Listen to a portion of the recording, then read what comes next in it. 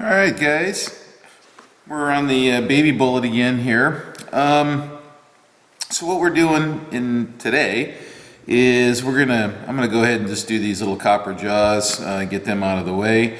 I made this kind of alignment jaw here, and you know, I didn't film this because it's pretty pretty boring actually. So maybe not as boring as filing, right? So. And the idea behind this is that it's got a little pin, and which indexes with the jaw pin there, and it indexes with the flat. So what that does is that gives me real good registration between these two halves, the moving jaw and the fixed jaw. And I made it long, that way I can, you know, when I have it up on the welding table, right, I can tip it around and I can just measure to there, and I know I'm pretty level or parallel with the base. Okay, so that's the general idea there. This is a brass pin. I also have a spring pin here, a roll pin, that I could use to if I want it a little tighter or whatever. So that's that. And I've laid these out, little die come and some scribe lines, so I can just bandsaw those off. And those should be pretty happy. So we'll probably do that in this episode too, since this is this is a pretty quick little job here. These are copper. Here's a drawing, you know, square them up, poke some holes in them, done deal. Okay. So I don't know. So there's the stalker, and it's got kind of a diamond pattern on it. I don't have a shaper, and that's the cool way to do that. If we wanted to make some steel jaws, hardened or whatever, you know, you'd machine them and then do them on a shaper with a tool that looks kind of like a threading tool and a big step over, and you do them at an angle, then you come back at a complementary angle, and then you get this nice diamond here. But we're just going to make copper jaws for it, and actually the contrast with the paint and the copper will be real nice too, and the little brass tag. So let's get cracking.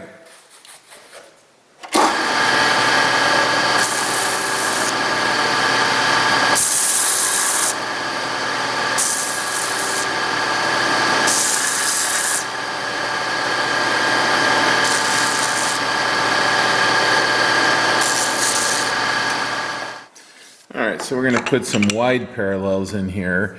So we got some factory edges on the sides here and one on the bottom. So we're just going to set them in there. And you know, we talked about packing blocks the other day, and you know, when given a choice, sure, put it in the middle. That's always a good idea. And in fact, you can see those move a little bit because it's squeezing all those parallel sides together. So we're just going to clamp those. And we're going to establish one datum here to start with, right there. Let's zero that, come off. I think I mentioned that these are copper, basically pure copper. All right, let's take, I don't know, about 12,000 off.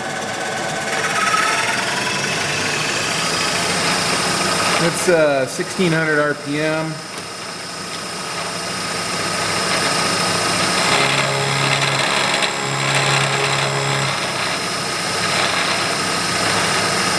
I'm going to come down a little more since it's not cleaning up. Take 30. All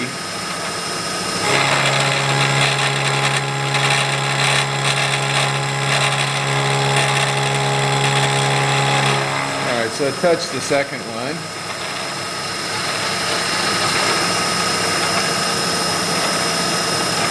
10.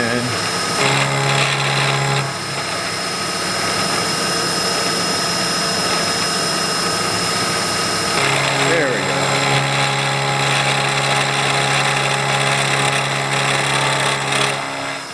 Better. You know, I'm cutting one direction because the chips shoot that way, you know, and they don't hit my camera. All right, so we're gonna get establish a perpendicular edge, so we've got a good surface there. All right, and a good surface there.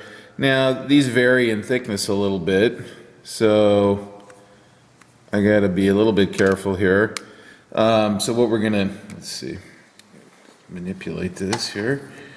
So, you see I'm clamped on that one, and then that one's still loose, okay? So there's a little variation in the thickness. So what we're gonna do is to get, I'm gonna use this is a soft aluminum rod here. I'm gonna use this to put in behind it here. And what that does is it makes the part, it takes up for inequalities in the thickness, small ones, and it also tilts it and allows the part to seat against this back jaw here. So you can see that one's still loose, right? All right, so now we're gonna make sure those are down, and then I'm gonna tighten the vise up. All right, and now we're tight, and that round bar allows that to, no matter what's going on with this surface here, it allows that to tilt and seat against that back jaw. And we're just gonna take a little skim cut off of that, and then we'll have two, real good reference surfaces there. So let's touch to there.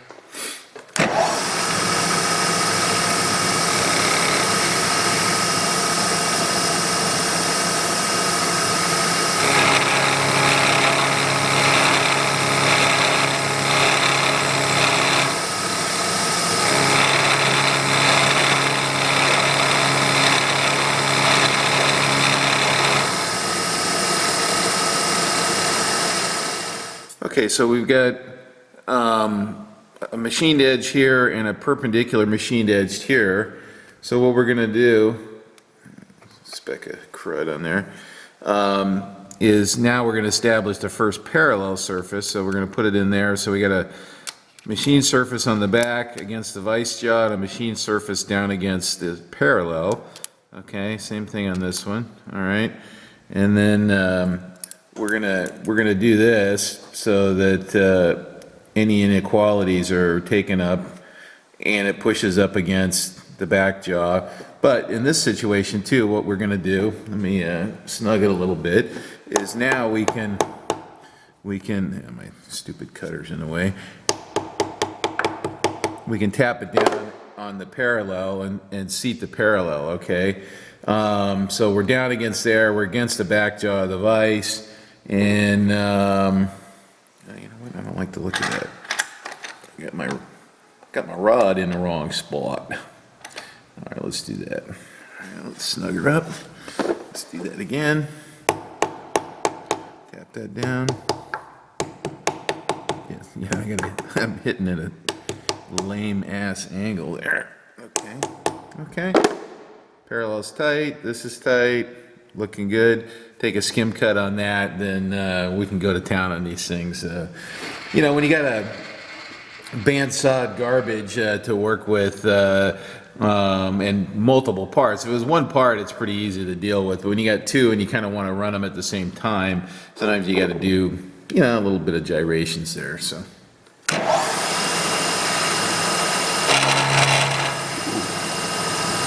Sturdy little cut. All right.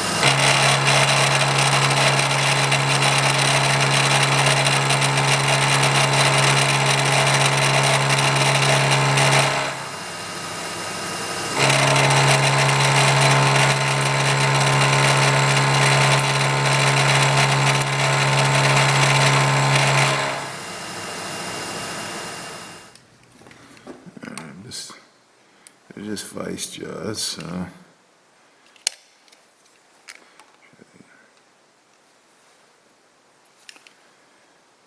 All right, so about 10 thousandths to come off. Let's just go ahead and we're just going to take that in one whack. Sure. All right, well.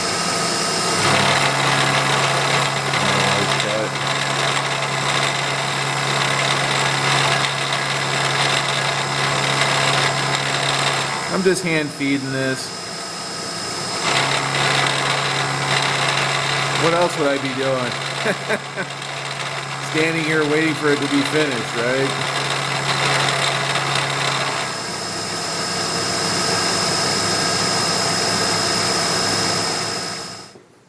All right, on this last side, what we're going to do something a little different here. You know, we'll put these two parts in together, and we want to establish this height here. So we're going to set them in like that. But so to avoid having to take a measurement, what I'm going to do is I'm going to come down and I'm just going to gently touch that cutter to that parallel there, okay? And then I'm going to zero my quill readout. Okay, and what that does is now my quill readout is actually reading direct. Okay, it's reading the height of that part. Okay, so if I put those in there like so and give them a nice little clamp, when I come down and touch on them like so, my quill readout tells me how tall they are right now. Okay, and it says 498 right now, and I don't remember the number. We're going to 438 is where we're going. Okay, so sometimes, you know, if you're going to be using the same parallel for a long period of time, it's kind of in the same cutter for a long period of time, and you're flip-flopping a part around like this, a little part. You can zero on that and actually just read direct if your tolerances aren't super tight. So it's just kind of a quick, handy way of you know, not having to take so many measurements. You know, kind of awkward measurements too.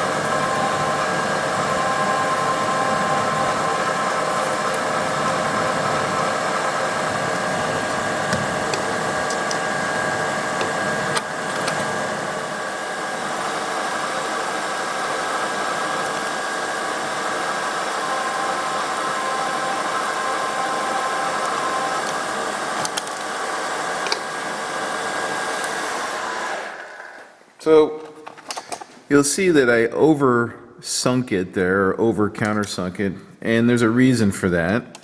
We're going to put these flatheads in there, okay? But what happens with copper jaws is the copper smooshes over into the hole, right? So what I want these to be below the surface, but what I don't want is I don't want that countersink to become super huge in diameter just to accommodate the head of the screw down in there, right? So it just looks a little neater when it fits tighter, but the screw is well subsurface there. So it's just a little trick. Now, these are stainless screws, so the heads are a little different than the alloy screws. So you can see that it doesn't quite go in there. So what we're going to do is we're going to go back in there with a drill and just open that up just a teeny whisker. Okay, so we're using a technique I call pecking against the stop. All right, so there's one that's already done, and you can see the head fits in there nice now. You know, copper can be kind of grabby, in particular with a nice sharp drill. Okay, so what we're doing is we're using the the quill stop, you know, as a kind of an ultimate depth stop to prevent it from grabbing and sucking the drill in. And so I'm going to do one here like this so you can kind of see what's going on. So you see the line moving down the edge of the hole there, right?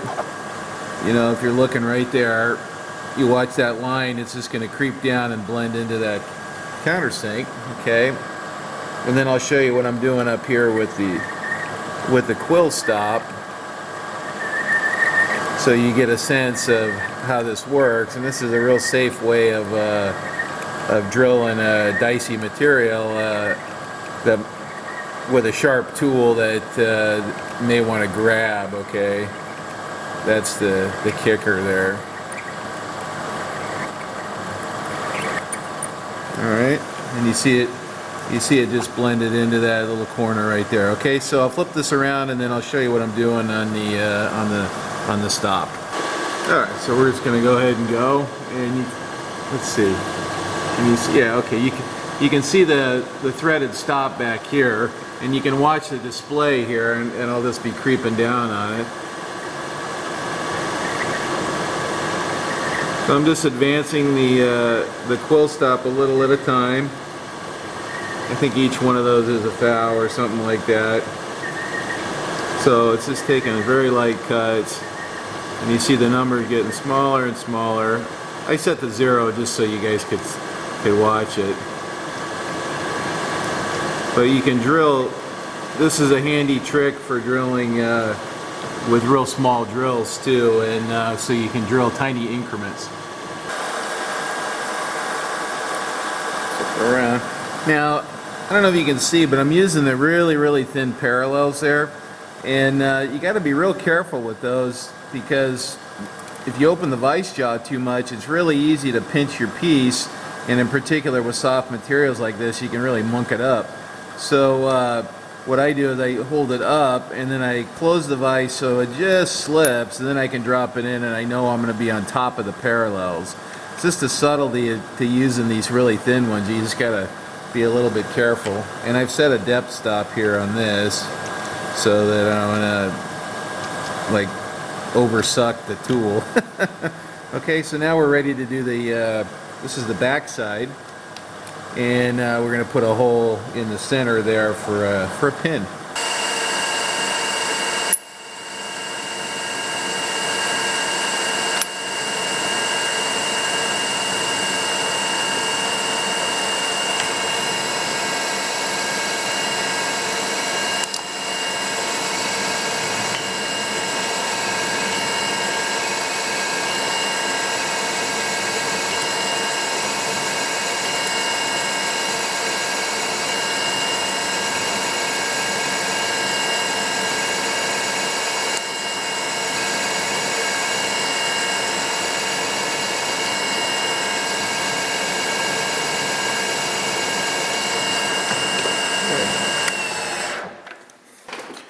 Alright, last thing we're going to do here, you know, I just did a little trial fit here, and I remembered now that this little corner, there's a small little corner radius there.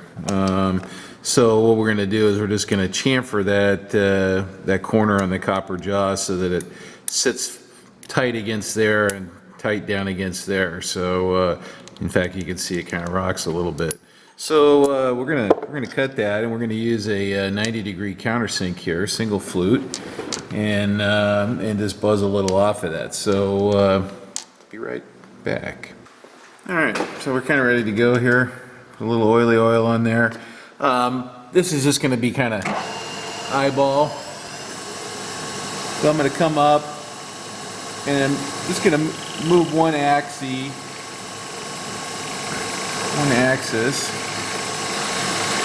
And you see I got a little chamfer on there now. I think I want a little more than that. Take a look at that. A little more. Let me zero something here, so I kind of know where I am.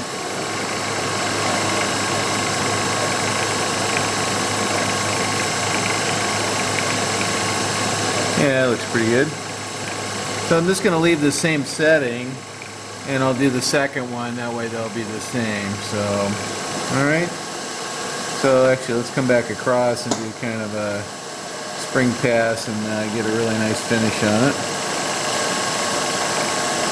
So this is a simple way of cutting chamfers and countersinks. That's a 90-degree countersink, so you can do that with this one.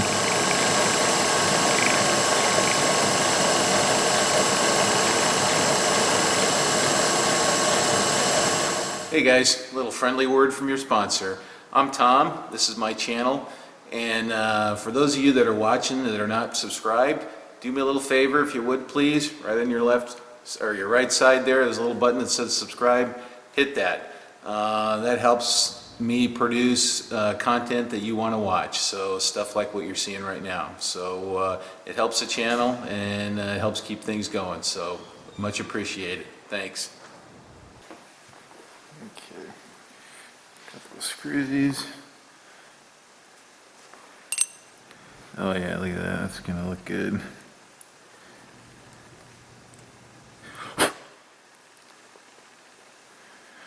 Alright.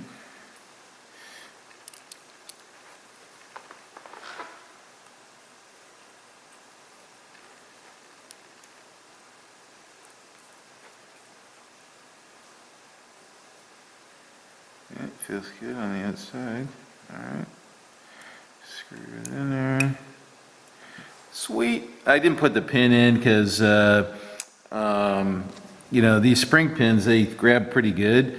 So I don't want to have to like pry this out or do anything weird. So, and it's too long also, so I'd have to cut it down. Anyway, that's what it's going to look like, and you can see it's sitting back against the jaw and down on the bottom, which is nice. That's it, guys. It for the copper jaws. Next up, we're going to cut these off and start some weld assembly. So I'm getting excited now because we're really getting close. Thanks for watching.